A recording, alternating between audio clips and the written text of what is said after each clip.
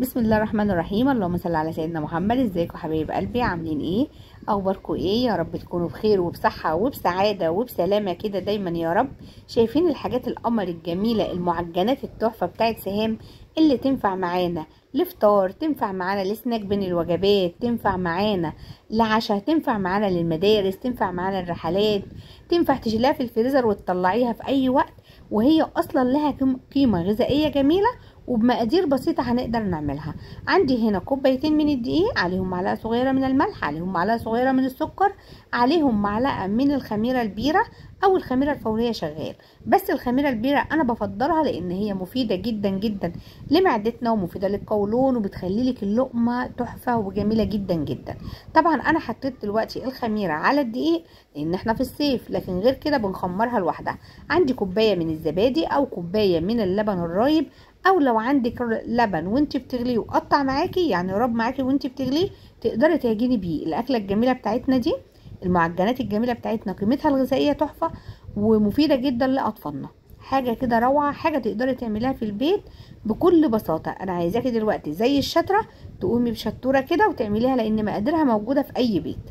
عندي هنا العجينه بتاعتي، ما ينفعش بقى بالمعلقه، لازم بايديكي بقى. ولو متضايقه وعندك طاقه سلبيه ومتضايقه من اي حد، قومي اعمليها وعجني ولتي فيها عشان تطلع معاكي جميله وتطلع معاكي روعه. عندي معلقه من الخل كده، معلقه الخل دي كمحسن لاي معجنات. معلقه الخل بتخلي لك العجينه طريه وروعه. تفضلي تعجني في العجينه دي لحد بصي ما تسيب من ايديكي خالص كده، ويبقى الطبق بتاعك نضيف وانت بتعجني، هتطلع معاكي روعه. هنضيف لها دلوقتي معلقتين من الزيت. معلقتين الزيت دول لكوبايتين من الدقيق، يبقى ضفت معلقتين زيت وكوبايه من الزبادي ورشه من الملح ورشه من السكر ومعلقه خميره، وتشربيها بقى الزيت. لو وصلت لحد هنا ما تنسينيش بقى باللايك والشير وسبسكرايب كده وكومنت منك بيسعدني. اهم حاجه اللايك، ما تنسوش اللايك عشان توصل لكم الحاجات الجميله دي وتوصل لاكبر عدد. ولو عجبتكم عملتوها وجربتوها وعجبتكم، يا ريت تكتبوا لي في التعليقات ايه رايكم في الجمال ده.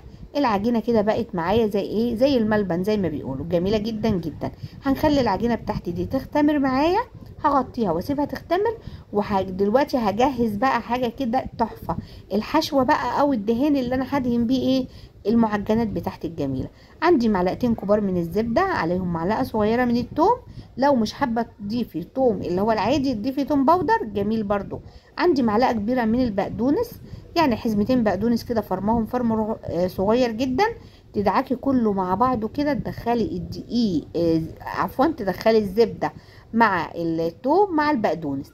طبعا الزبده هنا ايه، بدرجه حراره الغرفه، ما ينفعش ان انت تطلعيها من الفريزر او من التلاجة، هتكون صعبه معاكي. ادعكي كده الزبده كده وخليها تاخد وتدي مع الثوم ومع البقدونس، والريحه طالعه مش عايزه اقول لكم عليها. الريحه روعه والعجينه بتاعتي اختمرت، ويا سلام على ريحه البيت بقى البيت فيه خير كده.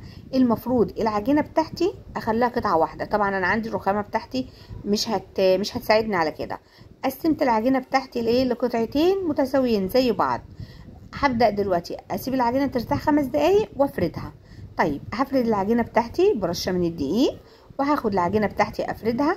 حابه تفرديها بقى بالمردانه شغال، بالعجله اللي انت بتفردي بيها العجينه. دلوقتي انا سبتها ارتاحت فبقت سهله وبتتفرد معايا بكل سهوله. انا عايزاها شكلها يا بيضاوي يا اما يكون شكل مستطيل، والسمك بتاعها ما يكونش ولا رفيع ولا رقيق قوي. ندهنها بقى بالزبده الجميله بتاعتي. بصوا المخبوزات دي حكايه روعه تحفه، انا مش عايزه اقول لكم، بس جربوها كده وانتوا بقى اللي هتقولوا لي رايكم فيها. ادهني بقى العجينه بتاعتك دي كلها، غطيها بطبقه من الزبده. بتكون سهل الفرد جدا بالمعلقه، تتفرد معاكي بكل سهوله. شايفين فردناها؟ بصوا شكلها تحفه وريحتها ما شاء الله من قبل ما تدخل الفرن اصلا. هتاخدي بقى الجناب لو في حاجه زياده كده عشان تديكي الشكل المستطيل، قطعي الجناب واقسمي العجينه له نصين. طبعا انا هعملها في ايه، في قالب المستطيل بتاع الانجليش كيك ده. انت بقى على حسب بتظبطي العجينه على قد الحاجه اللي انت هتعملي فيها. طبعا عشان سمكها يعني مش رفيع قوي تبقى سهله ان انت تشيليها، ظبطي والزيادات تشيليها. اعدليها كده على قد بالظبط والزياده تشيل. طبعا الزياده احنا ستات بيوت شاطره وجميله، وهنخترع منها دلوقتي اختراع ونعمل منها حاجات جميله جدا. نبدا دلوقتي نقطعها قطع متساويه، لازم القطع تكون قد بعضها عشان دلوقتي هنشوف هنعملها ازاي. كملوا بس معايا للاخر وهتشوفوا حاجات روعه هتعجبكم. اللي وصل لحد هنا وما حطش اللايك ما يبخلش عليا باللايك. انا حابه اوريكم كل حاجه وحباكم تعملوا لاولادكم احلى حاجه وتعملوا لهم حاجات نظيفه في البيت كده، حاجات تغذيهم. يلا يا شاطره اعملي ورده من الحاجات البسيطه دي. شايفين هتعملي ورده اولادك هيفرحوا بيها جدا وهياكلوها مجرد ما تطلع من الفرن. وزي ما احنا عارفين العجينه مخدومه بالزبادي وبالزبده، مفيده لاطفالنا ومفيده لينا جدا. طبعا دلوقتي ايه انا عملت الورده بتاعتي، شايفين ما شاء الله جميله ازاي، ولسه لما تستوي هتشوفوا شكلها احلى كمان. عندي دلوقتي هندهن القالب بتاعي بالزبده دهنه خفيفه قوي، ونبدا نحطها زي ما انتم شايفين كده ونسيب بينهم فراغات. انا عايزه نسيب فراغات بينهم عشان لسه هتختمر كده ولسه هنشوف النتيجه بقى في الاخر. شايفين سيب الفراغات بينهم كده. وهكمل بقيه العجينه بتاعتي بنفس الطريقه اللي انتم شفتوها. كملت العجينه ودهنتها زبده وقطعت الاطراف بتاعتها زي العجينه التانية بالظبط، وشلت الاتنين حطيتهم على بعض. ولو في زيادات تشيليها وتقطعي العجينه بنفس الطريقه اللي احنا قطعناها بيها. قطعي عجينتك بقى يا شاطره كده وظبطي نفسك كده. انا طبعا بقطع عشان التصوير بايدي التانية كده تمام قوي. عايزاها كلها متساويه على قد ما تقدري. وهناخدها رصها كده. طبعا هي ما شاء الله برضو عشان الجو حر بتختمر بسرعه. رصيها كده، ريحتها قلب المكان بصراحه روعه. وفرغيها بايديكي كده، حاولي يكون في بينهم فراغات وسيبيها ترتاح حوالي 10 دقايق. لما ارتاحت بقى كده شايفين اختمرت ازاي، بدهنه بسيطه جدا جدا من الزبده للوش كده. حابه تدينها لبن حليب برضو مفيش مشكله خالص. هناخدها دلوقتي وندخلها الفرن بتاعي. شايفين ما شاء الله اختمرت وبقت جميله ازاي.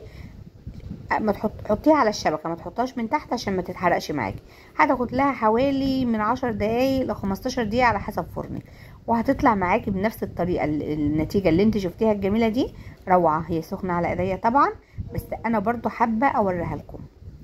جميله وريحتها قلبت البيت بقى، تحس البيت ما شاء الله فيه خير كده وجميله. اللي وصل لحد هنا ما ينسيناش في اللايك والشير وسبسكرايب كده عشان تعملوها، وان شاء الله هتعجبكم. وانا عايزه الحاجات الجميله دي توصل لاكبر عدد، تعملوها وتجربوها ان شاء الله وبالف هنا. ايه رايكم؟ حاجه كده روعه، حاجه خيال. انا برضو مصممه اني اوريكم. هطلعها لكم برضو كده تشوفوا شكلها عامل ازاي. بصوا شايفين شكلها بتتكلم عن نفسها، روعه وحكايه. مفيش احلى من كده ولا اروع من كده. ايه رايكم في الجمال؟ ايه رايكم في الحلاوه؟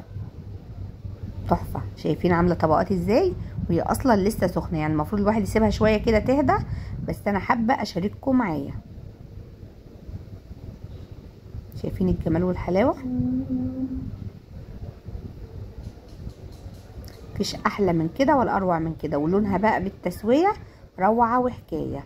متنسونوش في اللايك والشير كده وسبسكرايب عشان قناتي تكبر بيكم يا حبايب قلبي. تعملوها وتجربوها. باي باي.